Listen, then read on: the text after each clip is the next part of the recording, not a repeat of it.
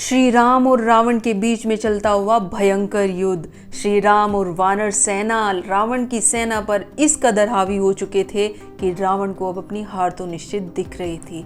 पर इसी बीच कुछ ऐसा होता है कि श्री राम की आंखों में आ जाते हैं आंसू। वो युद्ध भूल जाते हैं क्योंकि यहाँ उनका कोई अपना, बहुत अपना, जिसकी जान खतरे में थी, और वो थे उनके प्रिय भाई लक्ष्मण।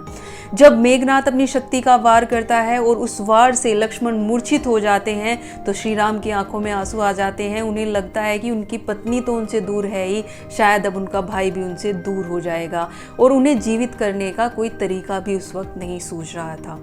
फिर पता चलता है कि अगर संजीवनी बूटी मिल जाए तो लक्ष्मण को जीवित किया जा सकता है। अब समस्या ये थी कि संजीवनी बूटी जो द्रोणागिरी पर्वत पर पाई जाती है उसे वहां से जाकर लाए कौन। ऐसे मुसीबत के समय में श्री राम के प्यारे हनुमान सामने आते हैं और वो कहते हैं, प्रभु संजीवनी मैं लेकर आऊंगा। और वो निकल पड़ते हैं अपनी यात्रा पर संजीवनी लाने के लिए।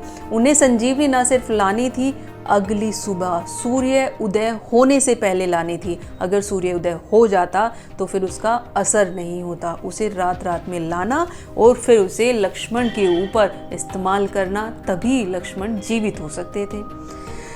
हनुमान अपनी यात्रा पर निकल पड़ते हैं। वे द्रोणागिरी पर्वत पर पहुंच जाते हैं। वहां जाकर वो देखते हैं कि चारों तरफ उन्हें बहुत सारी बूटियां दिखाई देती हैं। अब बजरंगबली अचंभे में पड़ जाते हैं, भला यहाँ मैं संजीवनी कैसे ढूंढूं। कोई ऐसा भी जरिया नहीं था कि किसी से पता किया जा सके कि इन सब बूटियों में संजीवनी बूटी कौन सी है।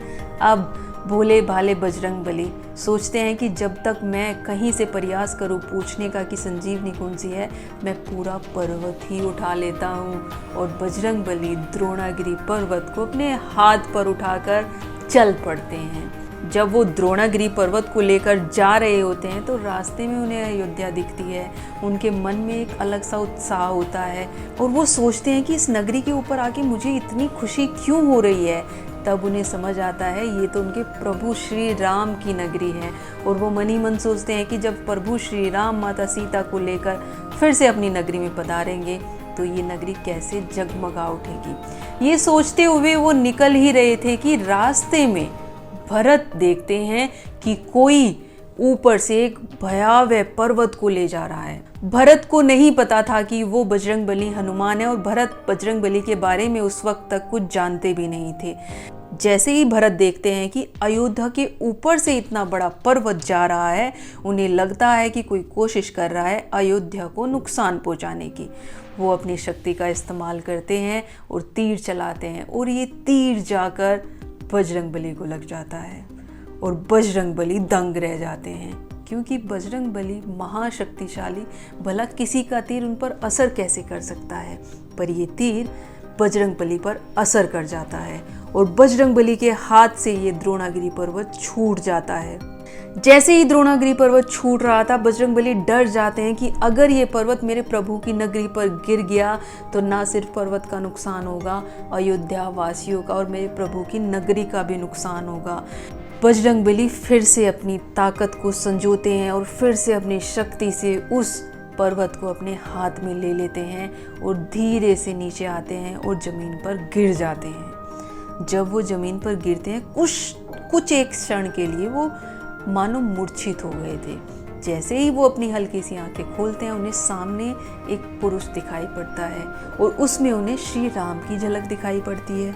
बजरंगबली बड़े अचंभे में रह जाते हैं, भला ये श्री राम के जैसे दिखने वाला महापुरुष है कौन। बस इतना सोचने की देर थी कि वो भाप जाते हैं कि ये जरूर श्री राम के भाई हैं। वो उन्हें प्रणाम करते हैं।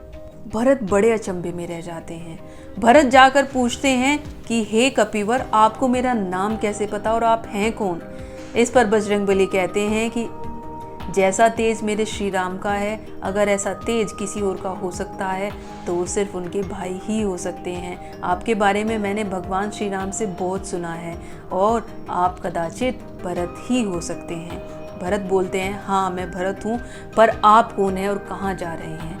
फिर हनुमान उन्हें अपना परिचय देते हैं। हनुमान उन्हें पूरी कहानी बताते हैं, रावण और श्री राम का युद्ध कैसे चल रहा है और वहाँ किस प्रकार से लक्ष्मण मूर्छित हुए पड़े हैं, जिसके लिए उन्हें ये संजीवनी बूटी लेकर जानी है। ये सब सुनकर भरत बहुत व्याकुल हो जाते हैं, वो रोने लग जाते हैं, वो खुद को कोसने लग जाते हैं।